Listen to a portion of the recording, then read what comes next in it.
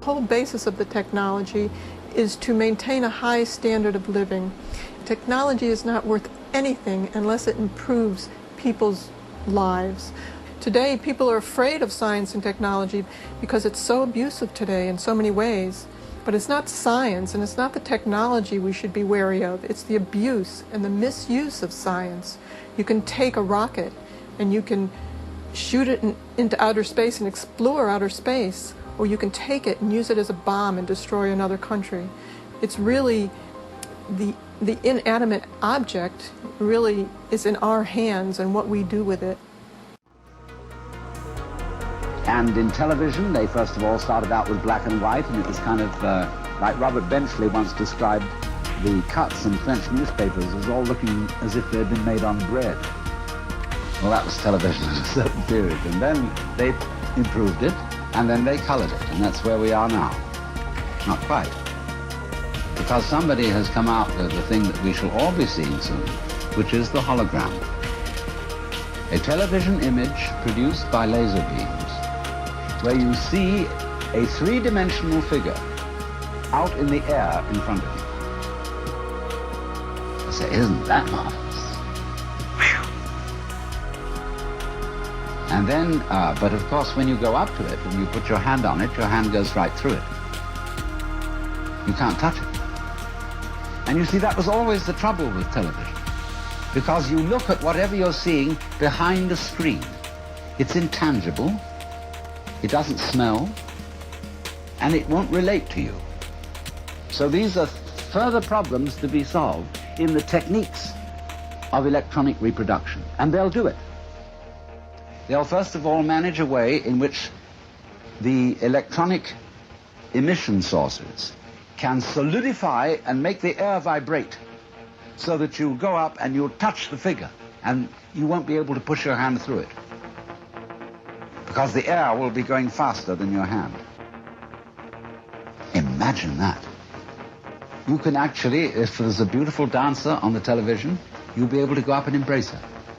But she won't know you're there, and she won't respond to you. And you'll say, well, that's not very lifelike.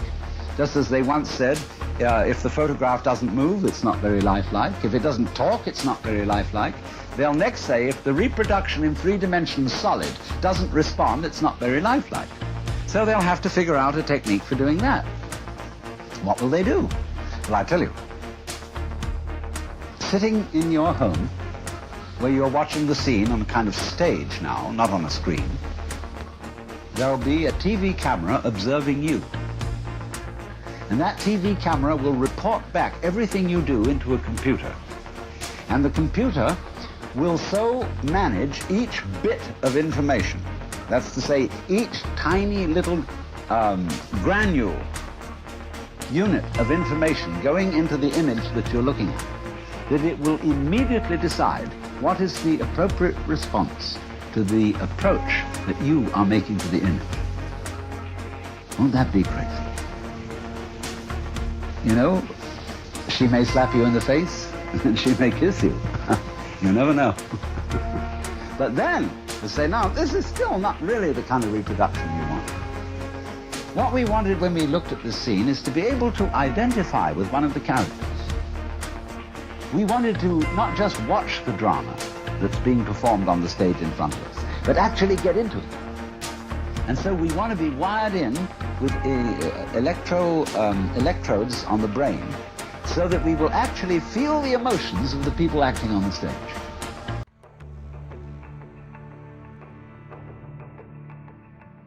First of all, Phil, you have to recognize that technology is unstoppable, so don't even think of stopping it. The internet started in 1996, so it's less than 15 years old. You know, my little BlackBerry is now more powerful than the first computer that housed 3 buildings in MIT, and it has more abilities. Technology doubles every year, and the cost gets down, you know, at the same time. So we can't stop technology. If you're against technology, forget it. You're going to be an extinct species. Now, having said this, what is this thing that we call cyberspace? You know, where is it? You know, if you want to see the human condition, go on the internet, because that's everything there. Everything is there. Every aspect of human behavior, from pornography to violence to the exalted, is all there. So I see this cyberspace literally as the Akashic record in manifestation. We are seeing the emergence of something that's so powerful that we haven't realized its impact. You know, yesterday somebody asked me on Twitter, you know, how do I find the right person in a relationship? And, you know, just off the cuff, I said, if you really want a good relationship, then stop looking for the right person, become the right person. And that immediately went to 100,000 people who then retweeted it, and before 5 hours were over, that had gone to 3 million people. So this is the power of the emergence of this new technology. Technology is neutral. What we do with this technology is up to us in our state of consciousness. If used rightly, this technology could actually accelerate the evolution of the human species. Imagine the world without your smartphone. Could you survive without being able to go onto Twitter, onto Facebook, do your SMSs and send some emails all at the same time? Well, the world of technology is evolving really, really quickly, and it's changing the dynamic between you and your service providers as well. Kevin Meltzer is the co-founder of a company called Consology. What's Consology do?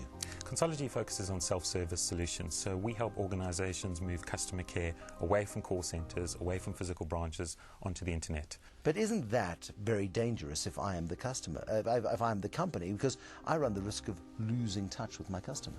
Well, I think companies have seen the benefit of how the internet and mobile technologies can empower customers rather than take away the service offerings that customers need. And if you look at banking and online banking, all of us used to have a love-hate relationship with our banks. It's more love now because we look after ourselves, we service ourselves. So many companies around the world are seeing the benefits of self-service technology as a way of empowering their customers and getting them to look after themselves. And we're better servicing ourselves than most of the service providers. Very much embracing where the technology is taking us and what the services are available.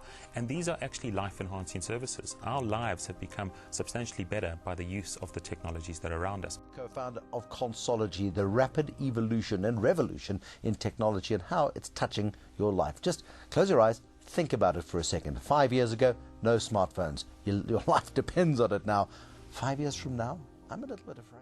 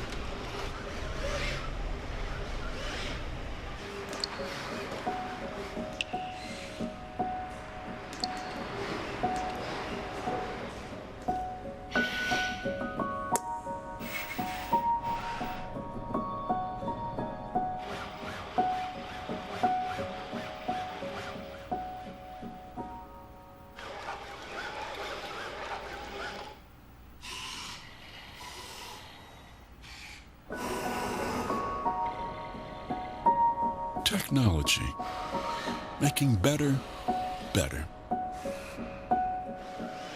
Onwards, upwards, any way but backwards. Tapping progress on the shoulder and saying, more forwards, please.